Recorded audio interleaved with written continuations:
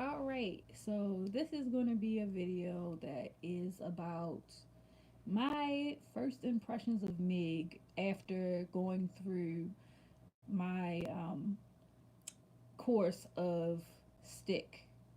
And I have to say, MIG is going to take a while to actually be on my list of things that I want to go out my way to do in comparison to stick. But I can see some advantages to MIG. Um, like from actually doing it, I like the fact that I don't have to keep changing out rods, and I like the fact that it's a continuous stream. um, One of the things though that I legitimately am like, I wish, and this is going to have to come with time. I listened to the teacher. I paid attention to a lot of videos about it. I've listened to other students, and I feel as though there's a lot more control in the way that stick is done um, versus MIG on a certain level. And this is me just giving my personal impression after doing stick in school and passing. Okay, so don't get it twisted. This is just me just starting to dip my toe in the MIG, and this is my first impression of it. And I'm probably going to do a follow up video later on after I've done it and got through my course a little bit further. But this is a vlog for my first impression of MIG, and I have to say, currently, I'm still in love with stick. I'm still in love with shielded metal arc welding. I this I like the electrodes and burning rod. Okay, um, there's something very special about being able to do that and pay attention to the speed as it's burning and all that other stuff. And I'm very passionate about stick welding.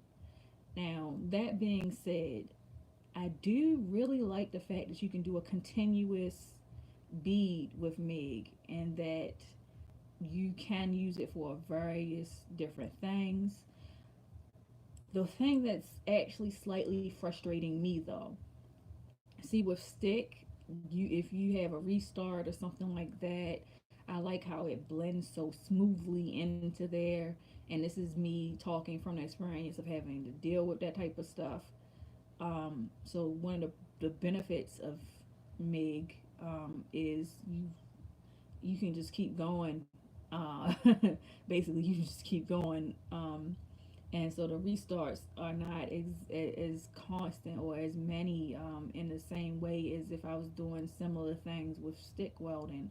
So I can see the positive in there with production and being fast and blah blah blah. But there is something very unique in being able to strike your arc, follow and make your bead all the way through as the electrode burns down, and actually paying attention to all of that, and getting your setting straight, blah blah blah. And in MIG, it's like you can do some presets as long as you hold the trigger down and move your hand in the right motion. Genuinely, most of the time you get something pretty decent as long as you got steady hand and good high coordination and good positioning. My issue with MIG though, that's something that's actually I'm trying to get used to from coming from using nothing but electrodes and doing stick welding, is the way that the gun is made. There's a sense of getting used to the obscure, the way that the actual wire is being fed out, being able to see everything properly. Um, that's something I think is kind of frustrating on my end. um, that the nozzle, it feels like it's just kind of in the way, so you legitimately have to position things in a very specific way to be able to see what you're doing, as well as have it in a specific position so that you can actually get where you need to get to. So that's something else that I'm trying to I'm looking at the differences between the two different types of welding. And it could just be I'm a little biased because I was introduced to stick welding first, but I'm trying not to be like that because this is a first impressions video and this is legitimately, I've only been doing MIG for a few days, and I did my whole term for stick already, so I know how I feel about that. I love it. Meg, on the other hand, I feel as though if you do run into an issue that you have an issue with how you start, or if you have to stop, the way that it looks, depending on how you stopped, can be very infuriating for someone who has OCD or wants things to look perfect. I've noticed that, like that is a thing with Meg. Maybe it's because I'm just dipping my toes in there and it's something that I'm not learning yet, but there's something awkward for me when I actually have it happen. I'm looking at it like, okay.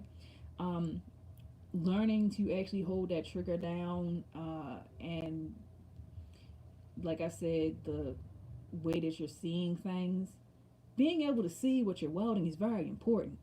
And let me say that again. Being able to see what you are welding is very important. And I'm noticing that the view from stick and the view from MIG is different. And I am very much trying to get used to that, but I'm telling you, it's something that I'm going to hope grows on me over the next couple of months.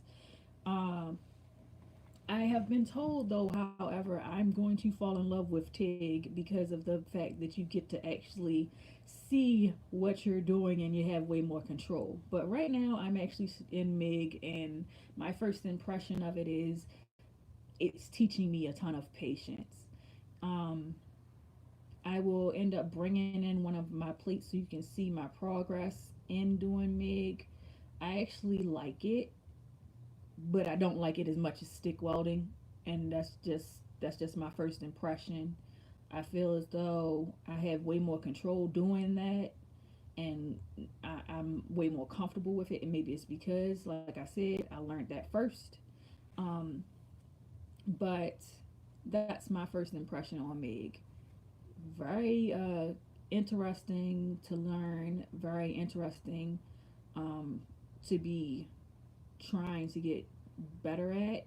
But at the same time, I feel as though for me personally, stick was easier for me to learn. Um, I don't know why. It just was for me. Um, it could just be me getting over the positioning and seeing around what I need to see, which I think is something that it's something that's normal for me to be actually having an issue with, considering how I am as a person. I knit, I crochet, I sew. So I pay attention to details an awful lot, and my hands are very steady. So if I'm having other issues like feeling my hand feel a little bit fatigued because my hand is extended like this, and even the slightest let up off of that trigger is going to cause a defect in a way while running my bead, and that's very frustrating. Versus stick, I light it and I just take off and go and do what I need to do. If I have an issue where I run out of rod, I just go right back in and continue. um Mig, I do say that that's the one thing that I'm saying that's the positive with it, is the fact that you can just continuously go as long as you have wire to feed. uh I do also like the fact that for the most part you could, while you're running and learning how to do this, you could get away with running over middle scale, and it does show you can get to see a valuable lesson of what happens if you don't clean your stuff off. um yeah, it's not exactly the most pretty thing, but um so far my first impression is I have a lot more to learn.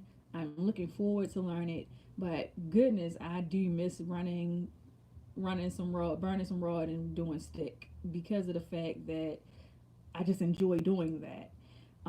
So my first impression, MIG versus stick, I prefer doing stick welding, but I'm in school, so I have to do what I'm told to do, and for the time being, I am learning MIG.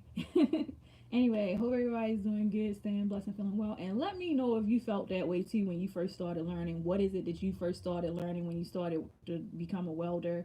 What do you think between the two? Because I know some people really do love MIG over stick, or they learn MIG before they learn stick. And in my case, it was the other way around. I learned stick welding before I started learning MIG. So And it might be somewhat of a bias than me because of what I learned first. Anyway, feel free to comment below if you experience that similar type of a thing. And I will see you all next time. Bye.